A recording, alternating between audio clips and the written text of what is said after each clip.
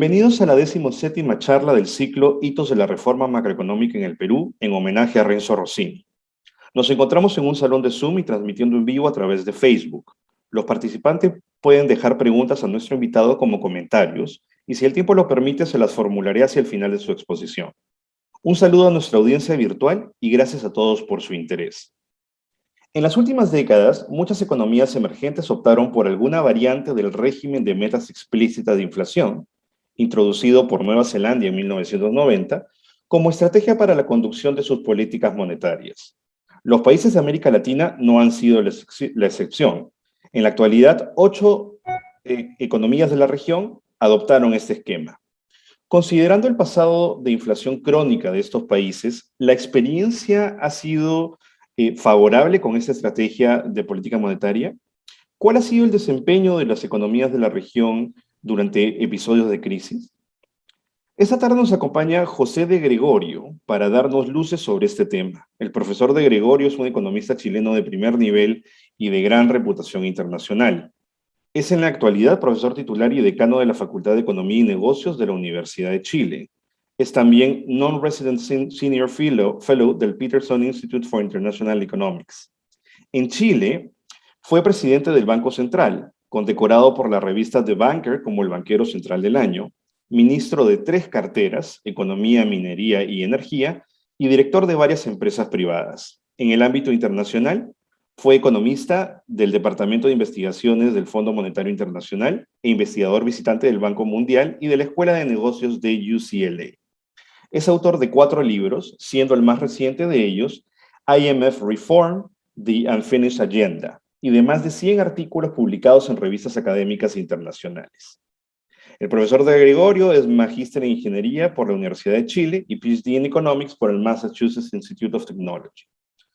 Profesor de Gregorio, me complace enormemente presentarlo esta tarde. Muchas gracias por compartir su tiempo con nosotros y por su charla. Bienvenido.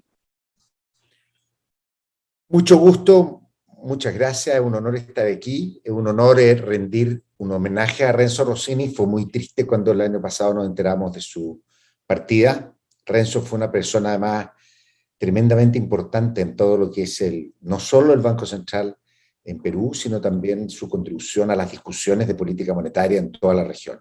En los foros internacionales, siempre Renzo fue una autoridad, fue un verdadero banquero central, y la verdad que me parece que este es un merecidísimo homenaje a nuestro querido Renzo.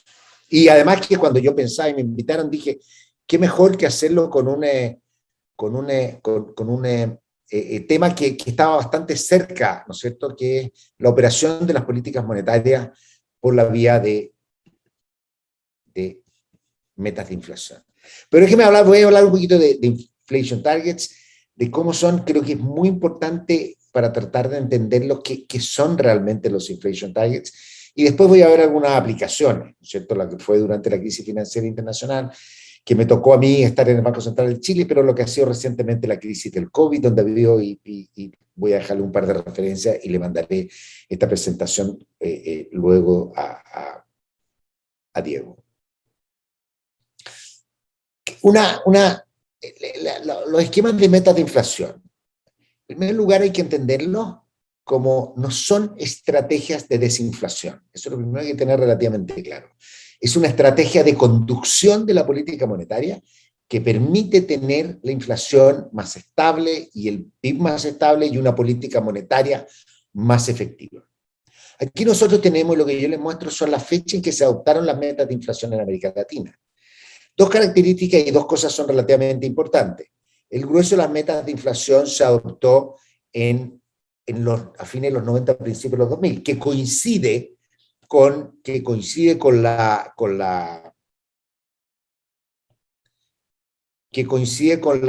caída de la inflación importante que hubo en la región, ¿no es cierto?, y en todo el mundo, que de eso me voy a referir un poco más adelante.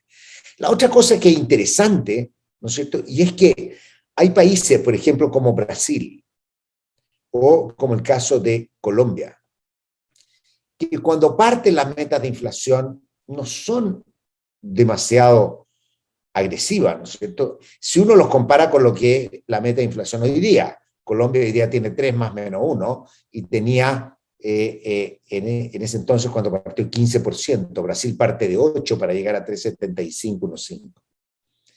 ¿Ya? Este es el horizonte que lo voy a mencionar en un minuto más, horizonte anual a 2 años. E incluso Paraguay y Uruguay, ¿no es cierto? Uruguay se ha mantenido en esta meta de 5%, Paraguay ha bajado un poco. El caso de Chile es bien discutido porque Chile dice que partió su meta de inflación en los 90 junto a Nueva Zelanda, pero era una meta de inflación distinta. Se anunciaba una proyección de inflación todos los años al Congreso. Entonces hay discusión, algunos le llaman meta de inflación estable, yo prefiero dejarlo fuera de las metas de inflación. La meta de inflación se adopta en el 99, con una meta estable. Una cosa es la meta estable y la otra es la meta transicional. La meta transicional son países que quieren ir acompañando su proceso de desinflación, con una meta que la van cambiando gradualmente.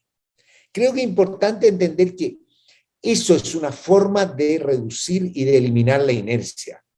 No es una forma de reducir la inflación. Para reducir la inflación tiene dos orígenes principales. Un origen fiscal, que es la tradición de América Latina. El fisco demanda dinero para poder financiar el déficit. ¿Y qué significa eso? Que hay que emitir. Y esa emisión genera inflación. La segunda es que en esquemas sin independencia del Banco Central nosotros tenemos sesgo inflacionario. Sesgo inflacionario porque hay riesgo y por esto los tomadores de precios actúan con un nivel de precios algo mayor, sesgado, para que no haya demasiados incentivos a subir la inflación para generar expansiones, ¿no es cierto?, por ciclo político, o subir la inflación para licuar las deudas. Entonces, hay una cosa como que le llamamos a esta segunda inconsistencia temporal y fiscal. Hay que eliminar eso si uno quiere tener baja inflación, en particular el tema fiscal dentro de América Latina. Y eso es lo que ocurre a finales de los 90, que es lo que permite que haya baja inflación. ¿Y qué hacen los bancos centrales? Acompañar este proceso porque existe inercia. ¿Y por qué existe inercia? Porque la credibilidad no se ha conquistado plenamente o simplemente porque hay mecanismos de indexación. Eso es lo que ayudó a bajar la inflación. La meta de inflación es la política que nosotros vamos a usar para que la inflación sea estable. Estas son las características actuales, ¿no es cierto? El número, todos los países tienen reportes de inflación. Este es un tema bien importante porque hay otras formas de anclar la inflación. Y la otra forma de anclar la inflación es, por ejemplo, fijar el tipo de cambio. Pero si uno fija el tipo de cambio no tiene nada que rendirle cuenta a nadie. Porque cuando uno fija el tipo de cambio es cosa de ver en las pizarras si el tipo de cambio es el valor que se ha dicho. Si, qué sé yo, en Perú o en Chile dijeron el tipo de cambio hace 800 pesos chilenos por dólar, es cosa de ver si se está cumpliendo, nada más. No es necesario escribir un reporte. En el caso de los países de las metas monetarias, es cosa de ver los agregados monetarios, que uno los puede seguir diariamente, ¿no es cierto? En cambio, el esquema de metas de inflación dice yo quiero tener una inflación baja, 3%, digamos, 2%. Pero cuando se desvía, no la puedo devolver. Y cuando se desvía, normalmente no se desvía por una acción deliberada del banco, sino porque hay shocks. La economía está sometida a shocks de demanda y de oferta que cambian la inflación. Por lo tanto, el monitoreo de la meta es más complejo, porque lo que uno tiene que hacer es demostrar que todas sus acciones son consistentes con conseguir la meta. Y para eso, los informes de inflación, en general trimestrales, dan cuenta a los bancos centrales de qué están haciendo y dan cuenta lo más transparente posible. Muchos bancos centrales publican los modelos, publican las potenciales trayectorias de tasa para decir, mire, esto es lo que nosotros vamos a hacer. ¿Y qué es lo que logra eso? Que las expectativas se anclen en la meta de inflación. Y eso al final es lo que actúa como ancla. Yo podría decir, mi meta de inflación está al nivel, pero si no doy una justificación, no lo voy a lograr. El caso de Argentina durante el gobierno de Macri es bien interesante, porque ahí ellos tratan de establecer una meta de inflación convergente. Ellos dicen, vamos a partir, no me acuerdo exactamente la cifra, la 17%, y vamos a llegar en 3 años a 5%. Y ponen una escala. ¿Claro? Y pueden decir, mire, nosotros vamos a hacer todo lo posible, pero el fisco seguía pidiéndole todos los años una cantidad de creación de dinero para poder financiar. Y obviamente, mientras Argentina no arreglara el problema fiscal, pensar que la inflación iba a caer simplemente porque le creían al Banco Central no funciona, porque no cuadra. O sea, si el Banco Central mostrara el modelo bien detallado, va a mostrar que la inflación sería otra. Por lo tanto, por eso no funciona. Y la otra cosa que también es importante, salvo en el caso de Uruguay, que creo que ahora hace muy poco cambiaron, pero se usa la tasa de interés, básicamente la tasa de interés afecta directo a la demanda y acomoda la cantidad de dinero, y ya va a la demanda, que es lo que le interesa al Banco Central. El Banco Central quiere afectar la demanda, con eso afectar la actividad y a través de eso la inflación. Por lo tanto, el lado monetario lo tiene con una tasa de interés. La otra cosa podría decir, voy a fijar un agregado monetario. El problema es que el agregado monetario provoca fluctuaciones de tasa, que va a provocar fluctuaciones de producto, que va a provocar fluctuaciones en la inflación indeseadas. Por eso es lo más razonable. Y un sistema de tipo de cambio flexible, simplemente, para no detenerme mucho, en una versión cualquiera de la trilogía imposible. O sea, de que efectivamente los bancos centrales no pueden, los bancos centrales no tienen control del tipo de cambio cuando quieren controlar la política monetaria y tienen apertura a los flujos capitales, que es la norma. No habrá apertura total, pero los controles capitales que hay son inefectivos y al final igual hay dificultades de tratar de manejar el tipo de cambio. Veamos un poquito la historia inflacionaria, y esto me interesa porque si uno mira la historia inflacionaria de América Latina, estos son Sudamérica, aquí está Perú obviamente con su hiperinflación, es la mediana. Es mejor mirar la mediana que la media, porque cuando uno tiene 10 países que tienen 10% y un país que tiene 1.000.000%, obviamente la media va a ser 999.000. En cambio, la mediana va a ser 10%. Entonces, a pesar de eso, tenemos una mediana bastante alta. El país del medio de Sudamérica, ¿no es cierto? En los años 80, finales, estaba cerca del 70%. Si uno expande a Latinoamérica, Latinoamérica igual era grande, era alta. Cuando uno pone los países de Centroamérica, inflación del 30%, y aquí está la inflación del mundo.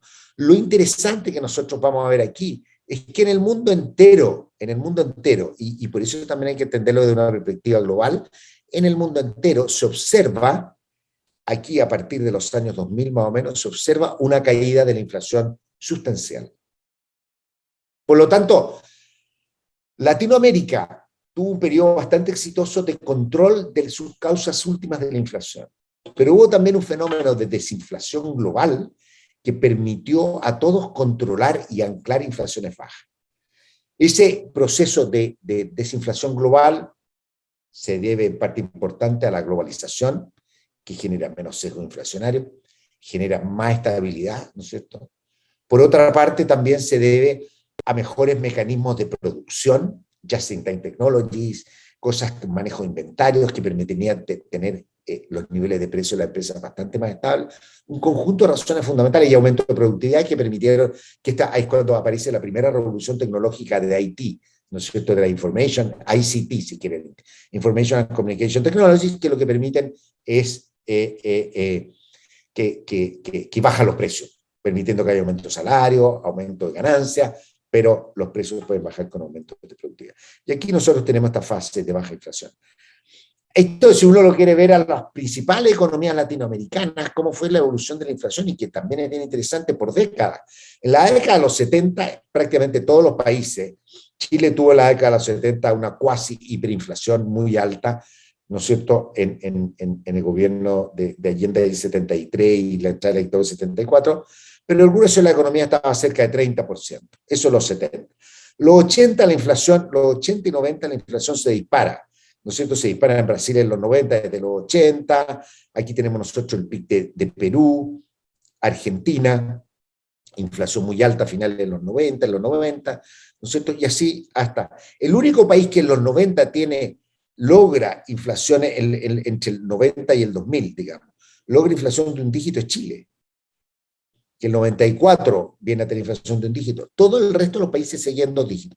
Y aquí en los 2000 se produce esta gran baja de la inflación que ha sido muy poderosa. ¿Por qué?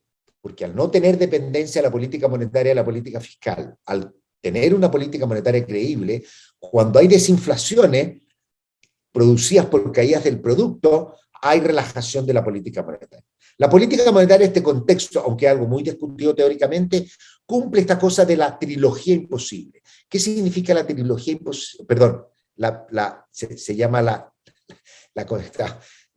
doble coincidencia. La trilogía imposible. La doble coincidencia, que es estabilizamos el PIB, estabilizamos la inflación y al mismo tiempo vamos a estabilizar el PIB, ¿no es cierto? ¿Por qué? Porque cuando la actividad disminuye, hay caídas de la inflación y eso permite que la política monetaria sea proactiva. Aquí está la inflación en los países con Haití, la evolución es muy parecida, ¿no es cierto? La consolidación se produce aquí a principios de los 2000, Uruguay un poquito outlier porque sigue a Argentina, ¿no es cierto? Pero aquí tenemos nosotros los países con Haití. Veamos la política monetaria durante la crisis financiera internacional, que es muy interesante. Precisamente lo que le estaba diciendo, la crisis financiera llega más o menos a fines del año 2008. Y lo que nosotros vemos es que en todos los países de la región, incluido Perú, ¿no es cierto?, Chile, uno de los más agresivos, bajas sustanciales de tasas de interés consistente con la reducción de la política monetaria. Esto creo que es bien importante destacarlo. Esto no había ocurrido antes en América Latina. Esto no es una cosa que uno diga, mira, esta es la época de la graduación, como llama Carlos Beck y Bulletin, de la graduación de América Latina a las políticas procíclicas.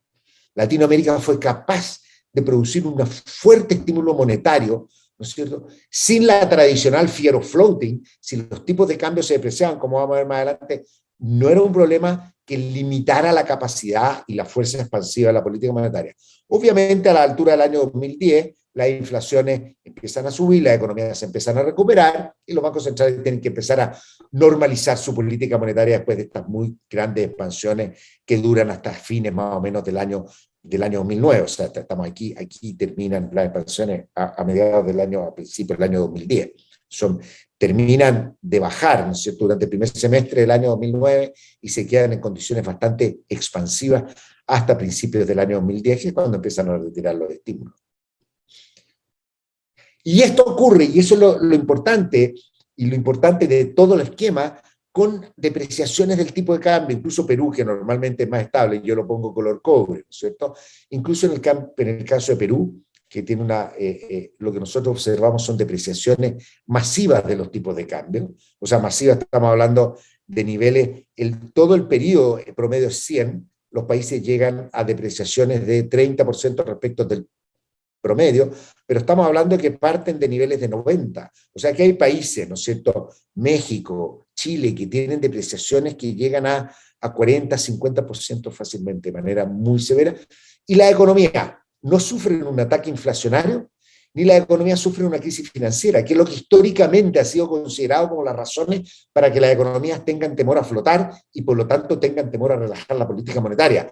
Y lo que al final terminan pidiendo es llamando, digamos, a contracciones monetarias para evitar estas depreciaciones de tipo de cambio. No pasó nada, los tipos de cambio después se normalizaron, pero hubo la capacidad de ajuste que requería la economía. Depreciación para ayudar a la competitividad y salir de la crisis, tipos de cambio, tasas de interés bajas, aliviando las condiciones financieras, y no hubo ningún tipo de crisis financiera. Yo siempre he dicho, tomen estos datos, retrocedan 50 años en América Latina y muéstrenselo a alguien y díganle, ¿tú crees que con esta evolución de tipo de cambio es posible? Dirían no, va a haber una crisis financiera, va a haber una explosión de la inflación. El régimen, precisamente el régimen de flotación, permite que el traspaso de tipo de cambio e inflación sea menor, porque nadie va a cambiar los precios si en el fondo el tipo de cambio por lo regular está como fluctuando. Es muy distinto cuando yo digo yo deprecio el tipo de cambio, lo devalúo en un 15%, yo sé hacia dónde va, pero cuando hay estas fluctuaciones es menos el coeficiente de traspaso. Por lo tanto, en eso es bien importante y los sistemas financieros son bastante sólidos y no sufren descalce ni problemas ante este tipo de fluctuaciones de tipo de cambio. Si uno quiere ver el performance, que esta es una manera relativamente sencilla de verlo, pero ¿cómo le fue a América Latina? Todos estos, lo que calculan, estos gráficos, en la crisis asiática aquí y en la crisis financiera internacional, acá está el detalle debajo, pero en ambas crisis, lo que estos hacen es tomar el crecimiento de los países de Latinoamérica que siguen inflation target, el promedio, ¿no es cierto?, la lista que les mostré de la tabla, menos 3 comparadores. La línea roja es comparada con el mundo. La línea azul es comparada con la economía emergente y la línea verde es con los non-Haití, con todos los países que no tienen Haití. Inflation target. ¿Qué pasa? Respecto a América Latina, el año 98, los países que tienen inflation target, pero que en esa época no tenían, recuerden, estoy tomando la misma muestra de países, antes de que adoptaran inflation target, después de que lo adoptaran. ¿Qué es lo que ocurre aquí? El año 98, todas las economías, el año 98 y 99, las economías latinoamericanas que siguen Haití lo hacen peor que todo el mundo. Y de hecho se quedan haciéndolo peor hasta el año 91 respecto a la economía emergente y lo hacen levemente mejor el año 2000. O sea, es un comportamiento, un desempeño muy mediocre, bastante peor que comparadores razonables que podríamos tomar. ¿Qué pasa durante la crisis financiera internacional? Obviamente, si nos comparamos con la economía emergente, nos va algo más mal, pero nos va algo más mal porque la economía emergente se lo lleva a China. La verdad que esto uno lo debería recomponer, si alguno tiene interés en recomponer estos datos sacando China, que China no cayó en ninguna crisis, entonces sigue creciendo y obviamente eso arrastra mucho la emergente. Pero respecto de países del mundo, el año 2009 no hubo mucha diferencia, pero la recuperación en promedio fue bastante más significativa respecto al mundo y respecto de las economías que no son Haití, en particular la salida del año 2010. ¿Qué podemos decir? Al menos en esta pequeña comparación, que no trata de ser rocket science, la economía de Latinoamérica, que siguen metas de inflación, tuvieron mucho mejor desempeño comparativo que el que tuvieron durante la crisis asiática. Ahora veamos qué es lo que ha ocurrido en la crisis del COVID y en la crisis financiera internacional. Es interesante por un par de razones. Primero, las tasas parten en niveles más bajos. Por lo tanto, lo que nosotros podemos ver aquí, esta es la línea, la diagonal, para este cuadro que no está hecho con iguales ejes. Entonces, pero esta es la línea donde los ejes son iguales en número. 4,5 con 4,5 acá y 0 con 0. ¿Qué es lo que nosotros vemos? Nosotros vemos que durante la crisis financiera global, que es este eje que está acá abajo, como estamos debajo de la diagonal, esto es mayor que esto. Es decir, la expansión monetaria durante la crisis financiera internacional fue mucho mayor durante la crisis financiera entre los países emergentes. México está por aquí, Filipinas, Rumania, Albania, y aquí están Costa Rica, Rusia, están algunos países que no han cambiado mucho la tasa, que no han cambiado la tasa durante la crisis, que no la cambiaron durante la crisis financiera. Estos son los casos excepcionales, donde el recorte aquí es mayor. Pero en general lo que nosotros observamos, Perú lo tenemos aquí, Brasil, ¿cierto? Colombia, Chile, mucho más agresiva. Parte importante de eso, hay que recordar lo que les dije, parte importante de eso es porque parten con tasas más altas. ¿Qué es lo que ocurre? Que durante la crisis financiera las tasas recuperan después, pero no vuelven a los niveles pre-crisis financiera internacional. Por lo tanto, el espacio monetario, como siempre hablamos, es algo menor. Esa es una razón importante. Comparemos ahora las expansiones cuantitativas. ¿Cuántos activos acumularon comprando activos? En algunos casos moneda extranjera, en otros casos papeles, ¿no es cierto?, lo que hizo Estados Unidos durante la crisis financiera y durante la crisis del COVID. La crisis financiera azul, la crisis del COVID es naranjo. Durante la crisis financiera, las economías avanzadas hicieron una fuerte acumulación de activos. Mucho menos durante la crisis del COVID, en particular por los casos excepcionales que están acá, que aquí están países como Estados Unidos, ¿no es cierto?, Inglaterra, que hicieron expansiones cuantitativas masivas, muy masivas, mucho más masivas, Japón durante la crisis. Perdón, estas son las medias que están aquí. Y aquí es donde está Estados Unidos, y hay algunas emergentes. Perdón, estas son las medias. Y en la economía emergente, ¿qué es lo que observamos? que es lo que me interesa llamar la atención de ustedes. En la economía emergente hay también más expansión cuantitativa, más acumulación de activos en los balances durante la crisis financiera. Es decir, desde el punto de vista de agresividad, fue mucho más agresiva la política monetaria, las expansiones durante la crisis financiera. Sin embargo, hay un factor que yo quisiera destacar como una novedad o una no convencionalidad que aplicaron los bancos centrales durante la crisis del COVID. Y lo que ocurre durante la crisis del COVID es que este cuadro lo terminé hace un par de meses, habría que tratar de seguirlo. Es qué pasó con el crédito. Y esto es muy interesante por el rol de los bancos centrales, de los sistemas financieros y del apoyo del gobierno. La crisis del COVID, a diferencia de las crisis anteriores eran una crisis de demanda agregada. El mundo colapsa, cae la demanda por nuestros bienes, se transmite el miedo a todo el mundo, se transmiten las malas noticias, cae la demanda local por nuestros bienes y tenemos un gran colapso de demanda. ¿No es cierto? Los bancos centrales bajan la tasa para estimular la demanda y uno se preocupa, en los países avanzados fue la crisis financiera, en la crisis de la deuda fuimos nosotros, a salir a limpiar, a barrer el mercado financiero, para que se recupere de esta contracción. Las empresas no demandan crédito porque no hay actividad. Pero la crisis del COVID fue distinta. La crisis del COVID fue una crisis en la que el mundo estaba completamente normal, pero de repente le dice la economía no tiene ni un problema, pero no pueden trabajar. Le dicen a la empresa, básicamente eso, dicen no pueden trabajar porque hay que irse a la casa. Con distintas magnitudes, con distintos problemas, ¿no es cierto? Perú y otros países con mayores contagios, pero colapsa la actividad económica porque no podemos trabajar. No es que no haya empleo, no es que haya caído la demanda, lo que se cierra es la actividad económica. La demanda cae también porque no se puede mandar desde la casa, pero era un fenómeno transitorio. Tomando en cuenta además que igual se puede mandar desde la casa hoy día, pero es importante, por lo tanto, una crisis de deuda. Es una crisis en la cual la única manera de salir adelante es postergar los pagos de deuda. Y eso es lo que ocurrió.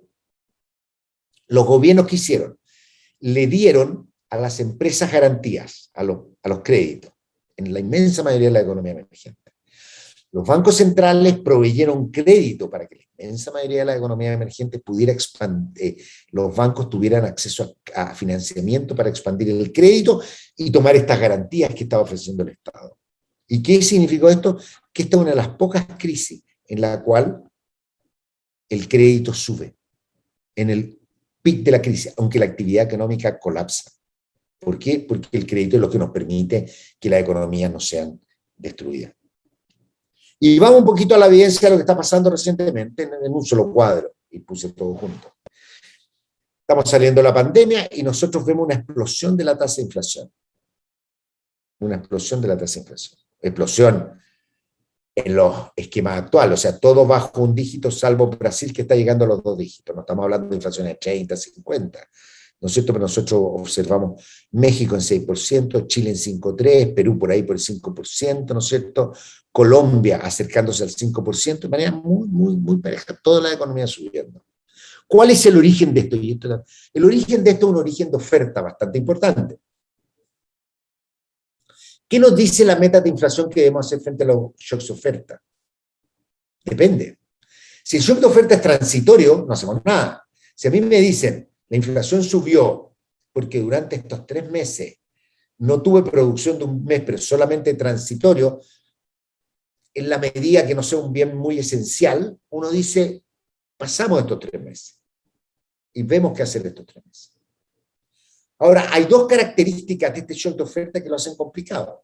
Primero, que tiene que ver con materias primas, y las materias primas son insumos esenciales.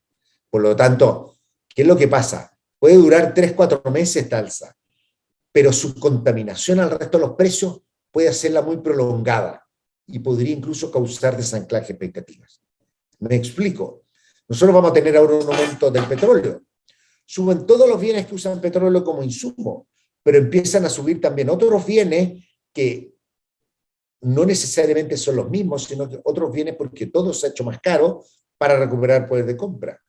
Podemos empezar a tener un wage price spiral, que se dice todo dentro de niveles bajos, pero empezamos a tener más presiones salariales porque están perdiendo poder adquisitivo. ¿Y qué significa esto? Que vamos a tener más inflación. ¿Qué significa esta más inflación? Que la gente puede empezar a cambiar su expectativa y decir, tenían meta 2, pero la meta ya no es 2. Ellos le van a apuntar a 5%, no van a poder llevarla a 2. Y ese desanclaje de expectativa hace la situación más compleja. En ese caso, además, el aumento del shock de oferta, además, si es persistente, es equivalente a un shock negativo de productividad. Es que nuestro producto de pleno empleo es menor. Por lo tanto, en ambos casos, lo que corresponde es subir la tasa de interés. Y es lo que están haciendo los países de América Latina, ¿no es cierto? Todos los países de América Latina han estado subiendo la tasa de interés. Brasil más agudo, Chile también es de los más agudos, pero depende un poquito también de cuánto ha subido la inflación. En Brasil ha subido muchísimo y el riesgo a que esto se replique es bastante complicado. En Chile la inflación ha subido más o menos el promedio, pero Chile es el país que tiene la mayor tasa de crecimiento del PIB en estos momentos, por los retiros de los fondos de pensiones, que son masivos, y por una expansión fiscal no ingeniera por el gobierno, porque al final terminó siendo una expansión fiscal masiva. La economía este año puede crecer 11%. Well above, ¿no es cierto?, diríamos, de la capacidad. ¿Qué significa esto? Que esto va a terminar generando más inflación. Por lo tanto, no hay que reaccionar a la inflación aquí, sino que hay que reaccionar a la perspectiva inflacionaria. En el caso de Chile, ¿no es cierto?, que uno de los casos donde junto con Brasil han sido las alzas más significativas de política monetaria, es también donde el estímulo de demanda puede tener mucho más implicancia sobre la inflación futura y la expectativa.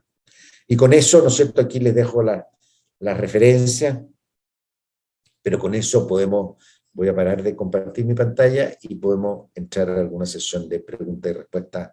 Y muchas gracias por haber escuchado. Sé que escucharon. Muchísimas gracias a usted, profesor. Se escuchó todo muy claro y, bueno, sumamente interesante la charla. Yo tenía una pregunta sobre la idea misma de inflation targeting. No sé si hace algunos años hay un economista muy conocido de economía internacional que se llama Andrew Rose de UC Berkeley, ¿no? Él mencionaba que se estaba comenzando a forjar una especie de orden monetario internacional en donde inflation targeting, ¿no? Los esquemas de meta de inflación habían ganado mucho protagonismo y popularidad entre los distintos países. Con todos los ingredientes que usted mencionaba al comienzo de su presentación, ¿no? Con poca movilidad de capital, poca prohibición a la movilidad de capitales, con cierta preferencia de tipo de cambio flotante, etc. Y mencionaba que de manera espontánea se estaba consiguiendo algo que Bretton Woods quiso conseguir en su momento, pero finalmente no pudo hacerlo. Y había ocurrido sin un planeamiento central, sin una coordinación, sin un fondo monetario, por ejemplo. Esta comparación es una comparación que ocurre en el 2007, pre-crisis. No sé, en su opinión, si es que considera que es una comparación válida o que fue, en todo caso, una comparación válida y algunas circunstancias se han cambiado desde entonces. La verdad que es bastante interesante el argumento de Andy. No lo recordaba, pero en el fondo lo que tú estás diciendo es de que sin necesidad de coordinación, sin necesidad de hacer como un Bretton Woods, el mundo ha alcanzado grados de estabilidad con estos esquemas de flotación cambiaria y de metas de inflación. Y me parece interesante, es muy válido dado el éxito que han tenido. O sea, no ha habido necesidad ni del Fondo Monetario de intervenir. La coordinación de política siempre es importante, y lo estamos viendo nosotros en la discusión tributaria en el mundo, ¿no es cierto? Tener impuestos, ya. Pero habiendo dicho eso, la estabilidad macro, monetaria e inflacionaria se logró sin coordinación. Tipos de cambio flexible, bastante apertura de capitales y bancos centrales comprometidos a mantener una inflación baja, y se logró bastante estabilidad y probablemente mucho más estabilidad de la que hubo en el periodo Bretton Woods. No sé exactamente cómo hacer una comparación justa, pero con un periodo de bastante estabilidad, con dos crisis, la crisis financiera internacional, la segunda crisis desde la Gran Depresión, y causó estragos, pero hubo recuperación y su origen fue financiero y no macroeconómico. No es que se cayeron las metas de inflación, fue que la regulación en los países desarrollados, los sistemas financieros, fue como la que teníamos nosotros para la crisis y la deuda, con la diferencia que cuando tuvimos nosotros la crisis y la deuda, nos afectó solo a nosotros. Cuando le pasó la crisis financiera en Estados Unidos y Europa, obviamente colapsa el mundo entero. Y después tuvimos la pandemia, y la pandemia ha sido muy, muy, muy bien llevada desde el punto de vista macro. Yo siempre hago el ejercicio de decir a la gente, ¿qué hubiera pasado si hace 30 años atrás nos dicen va a haber una pandemia? Van a tener que encerrarse 2 meses, 3 meses, pasar todo el año encerrados, seguimos encerrados, pasar encerrados. ¿Cuánto cae el PIB mundial? Uno dice 30%. No cayó tanto. O sea, hay que mirar el lado. Y bueno, no es solo en la política monetaria, esto. Claro. Smartphone, es la tecnología que nos permitieron seguir comunicados, haciendo. Y a mí me ha permitido hoy día venir a dar una charla en Colombia y a la hora del almuerzo irme a Perú. Entonces, ahora no puedo estar físicamente en ambos lugares, pero en la mañana participé en una entrevista radial en Chile, de ahí me fui a dar una charla aquí en Colombia y ahora me vengo y hablo en Perú. Y a la tarde no sé qué voy a hacer. Bueno, para beneficio de todos nosotros, sin duda. Quería hacer una pregunta adicional que lo mencionaba, y es cierto, no conozco un caso de un país que haya abandonado, ¿no?, Inflation Targeting una vez que se ha adoptado. Eh, por ahí creo que Uruguay en algún momento tuvo ciertos problemas, pero no es la norma en absoluto, ¿no? Pareciera Es muy, buen muy... punto, ¿ah? Yo no creo que haya, no conozco así como países así como Inflation Target que los abandonan. Es muy bueno tu punto, porque claro, hay quienes pueden decir, es que es la ortodoxia. No, es el éxito. Claro, Es yo el también éxito. pienso que es basado en éxito. ¿Y cuál será la fuente de ese éxito? ¿Flexibilidad en el esquema? A ver, muy buen punto. Que es un esquema flexible, pero con reglas que proveen credibilidad. No es una regla rígida. Claro. Es un poco lo que hace Rogoff en su paper del 85, cuando él dice, banqueros centrales conservadores, pero dice, pero lo mejor es tener reglas flexibles. Es tener reglas flexibles, o sea, una regla en la que uno además se puede fiar. Hay bancos centrales, muchos están en tasa cero y empiezan a aplicar políticas que no eran normales, políticas no convencionales. Hoy día Estados Unidos está caminando transitoriamente por un price level targeting, que en vez de la inflación tú compensas baja inflación, pero da flexibilidad, da capacidad de reacción, da estabilidad, el sistema financiero, los tipos de cambio se ajustan. A mí me parece que, porque no ha habido retiro y ha durado porque ha servido. O sea, la otra es decir que, pero está bien que uno diga, no, una dictadura, por ejemplo, ha impuesto la meta de inflación porque al dictador le gustaba, ya, está bien, será un caso. Pero cuando en el mundo mayoritariamente quienes lo adoptan no lo abandonan, es muestra de éxito.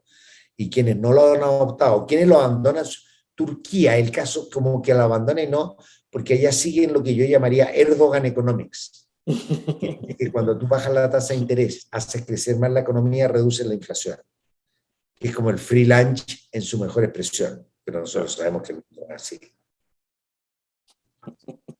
Claro que sí. Eh,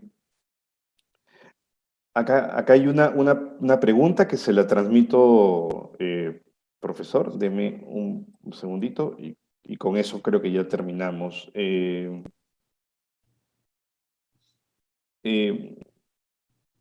claro, acá tiene que ver creo que con la discusión que mencionábamos, ¿no? En este momento el tema de control de expectativas de inflación es un tema crucial para el éxito y el buen funcionamiento de la política monetaria en estos bancos centrales, y de momento se está utilizando como, de manera más o menos convencional la respuesta, ¿no?, de elevar la tasa de interés para señalizar cierto compromiso con con cumplimiento de la meta futura, ¿no? Pero, ¿usted cree que puedan haber más instrumentos en la caja de herramientas de los bancos centrales que puedan complementar o de alguna manera potenciar o fortalecer este deseo de los bancos de ampliar las expectativas?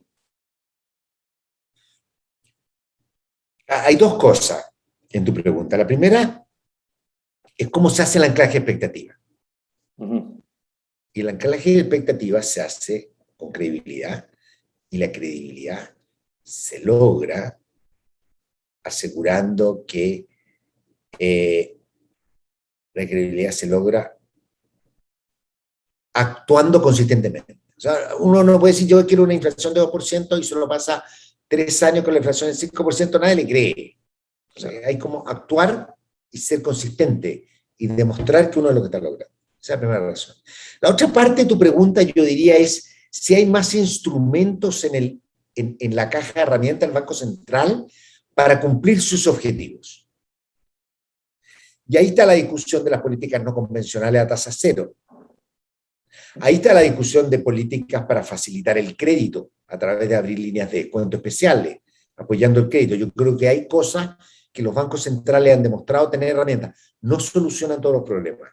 No solucionan problemas graves que tenemos en nuestras sociedades, como problemas de falta de inclusión social, ¿no es cierto?, de distribución de ingresos, muchas cosas que no mejora. No mejora el problema del cambio climático, puede contribuir, en particular a través de ver sobre sus impactos macro que pueden ser dramáticos, pero eso es lo que uno necesita. De manera que sí, los bancos centrales tienen herramientas, tienen poder limitado, y tienen herramientas que en el fondo contribuyen a la fluidez del mercado financiero y al mejor control de la inflación. Creo que ese es su ámbito. Ahí entran temas como políticas sociales en cuanto impactan eso, como también entran temas del cambio climático, porque el cambio climático va a tener impacto sobre la estabilidad financiera, sobre las variables macroeconómicas muy importantes, por lo tanto el Banco Central tiene que ser muy claro en esto. Muy bien, profesor de Gregorio. Quiero agradecer mucho nuevamente su charla y este diálogo que hemos tenido. Ha sido bastante enriquecedor y creo no equivocarme al decirle que la audiencia seguramente ha disfrutado su charla tanto como yo lo he hecho. Le agradezco mucho por su tiempo y espero que pueda repetirse en el futuro una conversación similar. Muchas gracias, es un gusto haber estado con ustedes y haber recordado a Renzo. Así Muchas que, gracias a gracias. usted y muchas gracias a todos por su interés. Que tengan buenas tardes.